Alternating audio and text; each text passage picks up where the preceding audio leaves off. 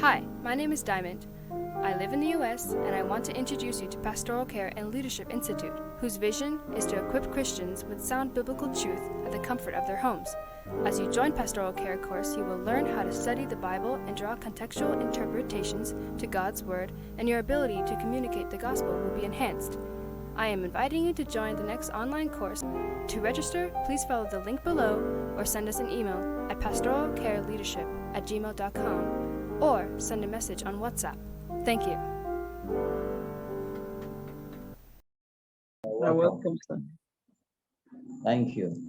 You're welcome, Yes, sir. well, welcome back again. We are concluding our teaching on foundations of communication today. All have learned one or two things, including myself teaching. I believe that communication is not just something we do, it's our life. No communication, there's no life. No communication, there's no progress. No communication, there's no relationship. Where there is failure in communication, productivity will fail, marriages will crash. So what we are learning is about life. It's a life class.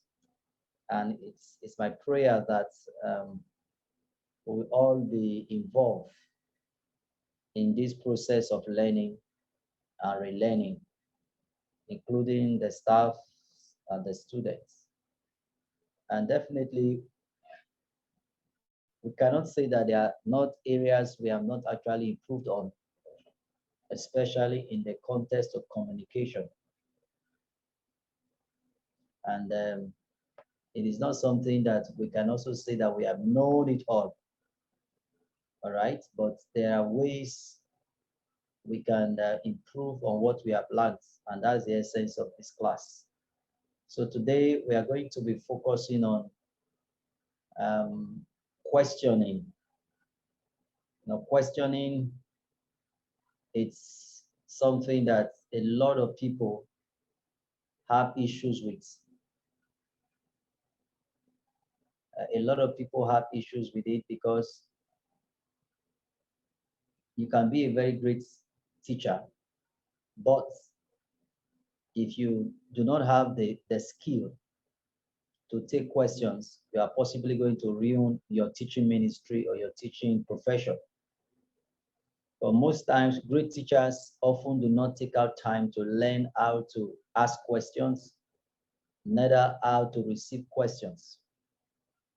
So quite a number of people just know how to teach, and they don't consider the act of learning how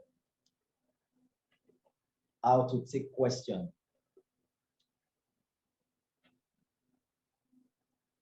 First, I would like to ask everyone in class tonight, when you hear the word question, what comes to mind? Can you try to use another phrase or word? What comes to mind if you are told it's question time or you are called for questioning? What comes to your mind? I'd like to hear from us, please.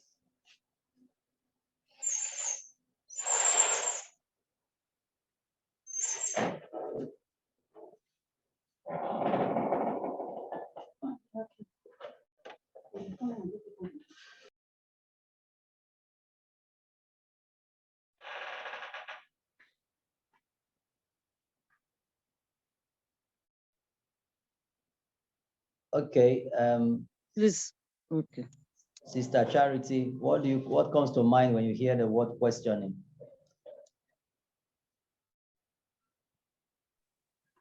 Okay, when I hear about question, I think what will come first to me is maybe is it question for interrogation or is the question for answer something, or it's all about sentence. So I think landing in communication.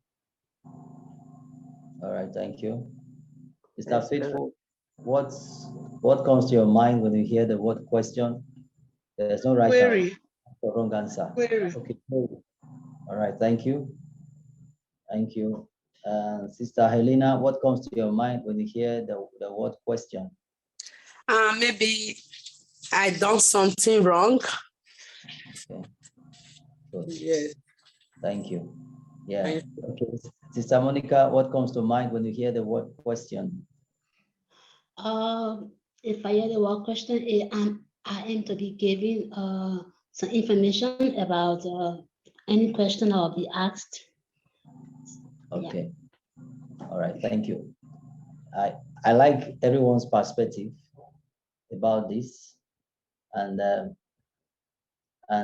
it shows that we get words, we hear words, and we have different interpretations to it. So, and our sister, I think our sister said, anytime she hears questioning, it's probably there's something wrong. All right, and that is actually based on the context in which the word came. So if you are at the place of work and someone tells you that your superior or your boss is asking you to come answer some questions, naturally you're thinking, what have I done wrong? And that is actually what comes to mind. But if you are a lecturer, you are a speaker, and you are dumb, some speakers are also skeptical and scared of questioning. They don't want anybody to question them. They just want you to take whatever they have taught you. I don't know if you have ever been in a meeting where you are asking a speaker a question and it's like you are offending him. Has anyone ever been in such meeting? You sincerely want to get knowledge, but the speaker is sounding as if you have a problem with him or her. Have you ever had such experience, or you have seen someone in that kind of situation? Yes. Yes, sir. Okay. I was in a meeting one day where in Germany here, there is organization we call Hechi Haha. It's organization that places things in the car or luxurious. When motor is passing, we'll put something there, sticker that people will enter the car, will read it, just about peace or freedom of life. So when our chef is always talking, so he don't like someone to ask him question because he's not used to people asking him question. He feel embarrassed when you ask question. Okay. Thank you. And now, as it is, people are asking questions every day. Some are direct, some are indirect, some are verbal, some are written. All right, and some are spiritual, as it were. But questioning is a skill that you can learn. Like the situation you just mentioned, people will always want to question why you do what you do. In my own personal experiences, questioning has given me an open door. I was in a training section one time. I do sometimes training for private schools, especially teachers.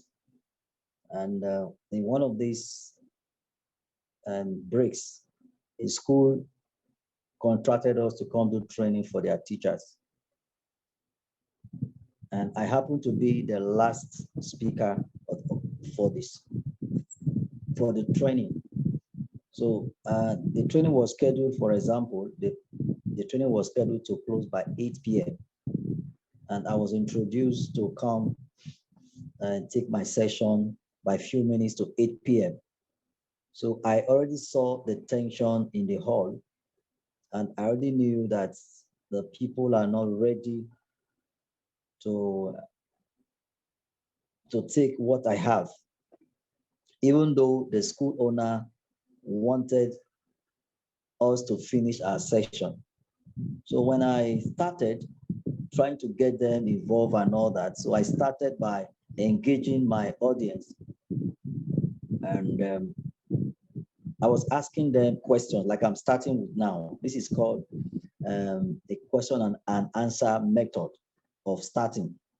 So when I started asking them the definition of what I wanted to teach, and one of the students stood up, one of the teachers stood up and said, sir, you are paid to come and teach us.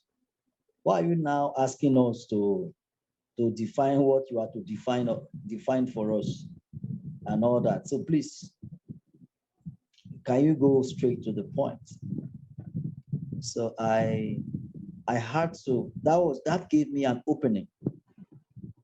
I shouldn't be offended because I'm a businessman, all right? So I had to start explaining different ways of starting a teaching. So it was that question he raised gave me an opportunity to throw light into what I was doing that he probably was not aware of, or probably he was tired or was thinking that I'm going to take more time the way I started. So he wanted me to rush my slides and so I can move on. So the way you take questions matters so much because people can mess you up as a public speaker. People can ask useless and funny questions just to pull you down, just to water down what you are teaching.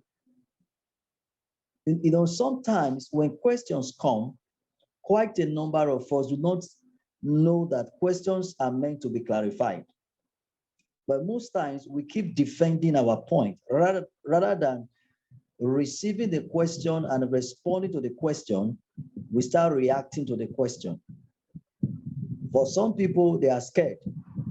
They will think that anybody asking them questions does not believe in what they are teaching or does not believe in them. No.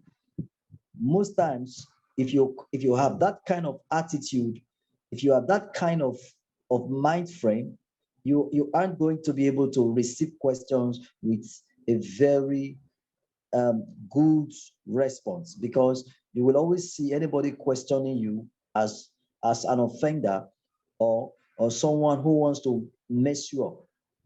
You know, like we're in class now and you are asked, please, Sister Monica, can you tell us something? You're possibly going to feel that this person want to mess me up, or this person want to try me to see if I'm listening. When that becomes your mind frame, you are not going to respond to the question effectively. So you must see questioning time as a time to explain yourself, as a time to further give details of what you are trying to say. So questioning time is a feedback time. Questioning time is a time that a speaker should be excited about. In short, when you work in an establishment and you are giving query, you see, you shouldn't be afraid of query. Questioning. For example, you came late to work and why you came late. I see people, they are afraid. Oh, I have received query. I have received query. No, query is the time for you to itemize the reason why you did what you did. So if you understand the act and the principle of questioning, it's like, because if you do not have opportunity to respond to,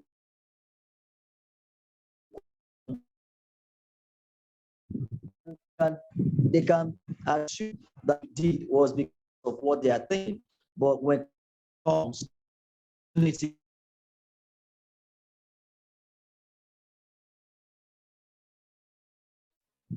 to what we have said,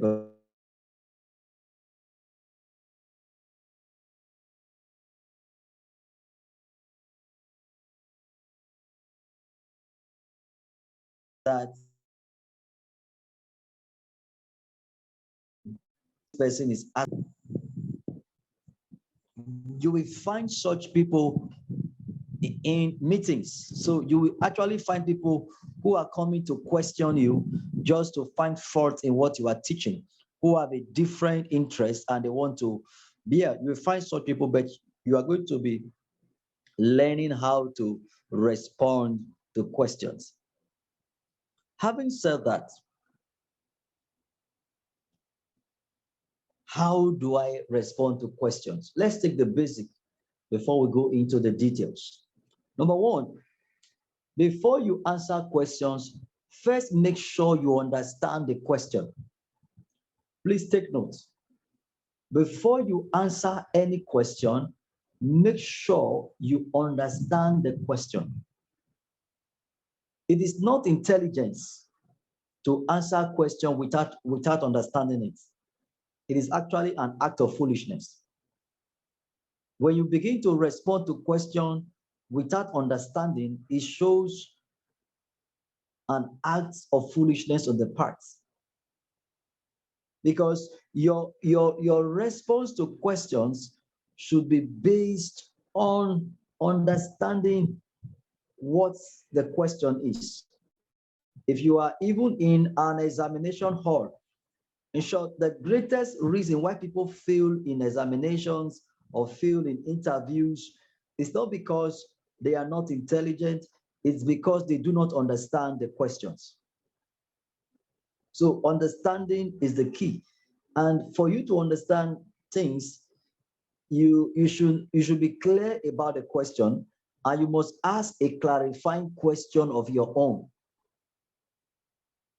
If somebody speaks to you and you do not understand or it's not clear, you have the right to ask questions. It is your right to clarify questions from the questionnaire. The key points in clarifying that make sure you understand the question and ask clarifying questions of your own if needed. That's the key point. So you mustn't just jump into answering questions and later on you discover that you are even responding to the wrong questions. For example, examples of how to clarify question. Number one, somebody has given a talk and he has made some thought on frame, and you need to clarify the time frame the person is talking about. So you can say, please, can you help me understand what time frame are you interested in? Maybe this person has said you have to be this, you have to be here, you have to be this, 4 p.m., 3 p.m., 8 p.m., and all that. The person has said so many things. And now the person is probably asking you to do something within a time frame. And it will be wrong for you to go and assume your time frame. It will be wrong for you to begin to work on a particular time frame without knowing the exact time frame. So you can come up with questions like this. Help me understand, what time frame are you interested in? Another way you can clarify questions from people is like, are you referring to online specifically or our total sales? Are you referring to online sales specifically or our total sales? Now, when you ask questions, it shows intelligence, it shows brilliance, it shows coherence, it shows you are a good listener.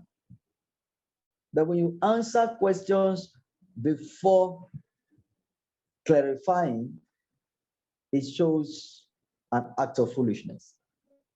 So who is a foolish person in this context? The one that answers before asking the meaning or trying to clarify. So if you are in this class, that could be a challenge, but you are just being told that it is wrong to do so. Don't feel condemned, but try to start working on yourself to be patient, to receive questions. And let us not assume or feel that when we ask too many questions, it means we are not intelligent. I know some people feel that way. I say, you can't understand that simple thing. No, everyone has a way of assimilation. So your quick assimilation doesn't mean that you are more intelligent than I do. It is the response that matters. So that is why I always encourage people who are quick in assimilating to be patient with those who take out time to process things. Because you cannot force people to assimilate beyond their capacity and their speed limits.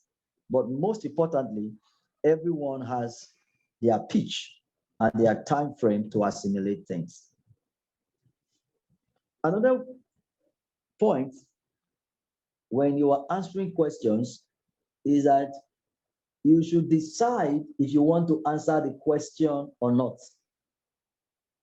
It is not compulsory you answer every question in life, because you don't have answers to every question. So don't try to be a master of all when you are not. It is not every question that are answered. Even God doesn't answer every question. He responds to those questions that are relevant. He responds to this question that will be helpful to you, even though he has all the answers. So there are some questions, even though you have the answer, you don't need to answer. Even though you know it, because your response to the question may create more problem. As a good Bible student, you have read in the book of John, when a woman was caught in the act of adultery. The question the people asked Jesus was a very direct question. They reported the incident. We caught this woman in the act of adultery, and they presented what the law says. And the law says such a person should be stoned to death according to the book of Moses.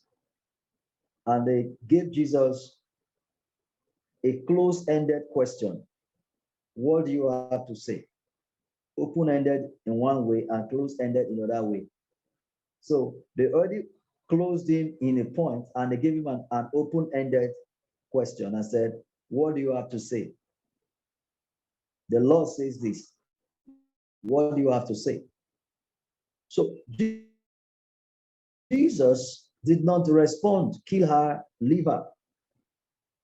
But he responded in a very different way by asking them, if you know you have not committed sin, be the first to cast the stone.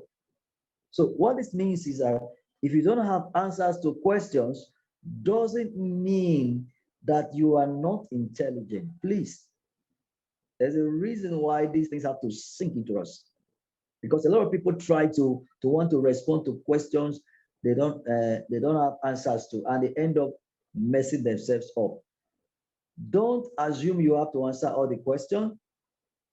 You have three options. Three options.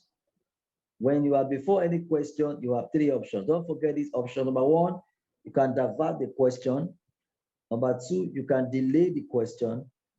Number three, you can return the question. Don't forget, divert, delay, return. Divert, delay, return. Now, what does it mean to divert?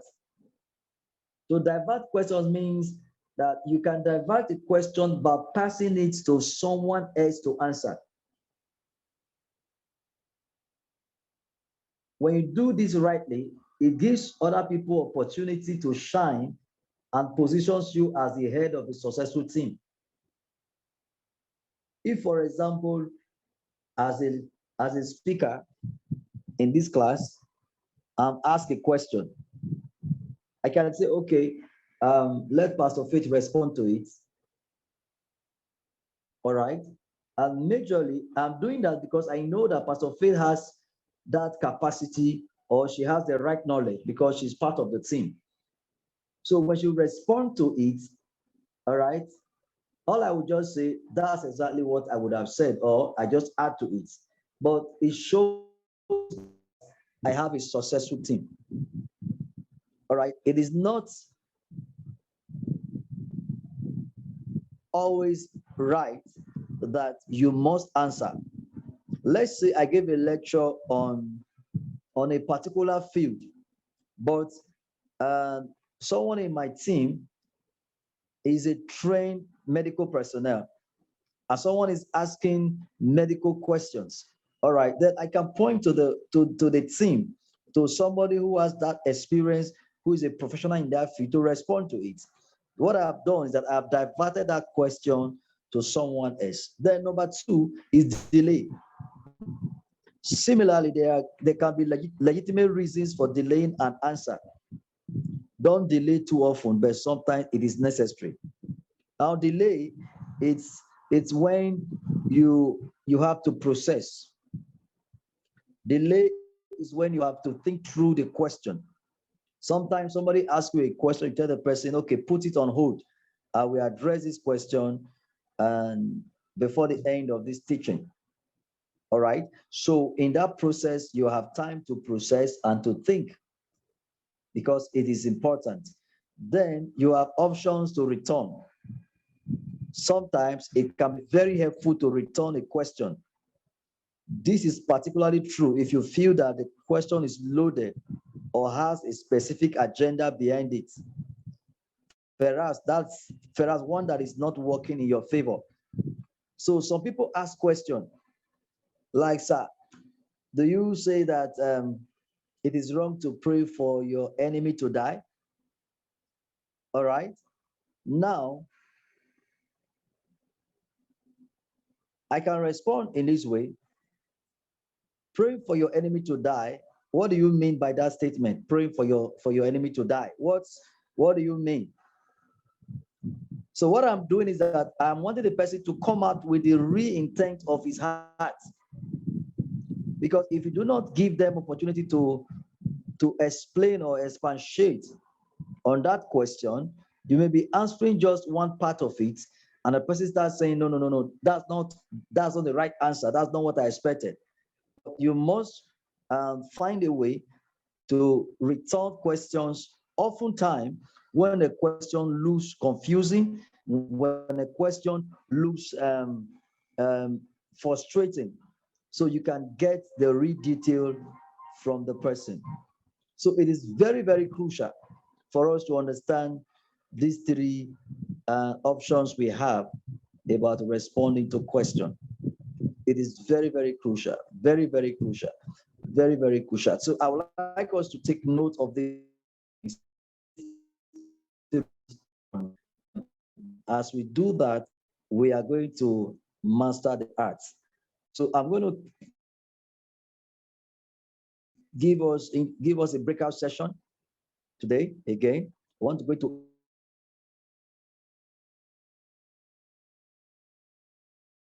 three. So I would like you and I to get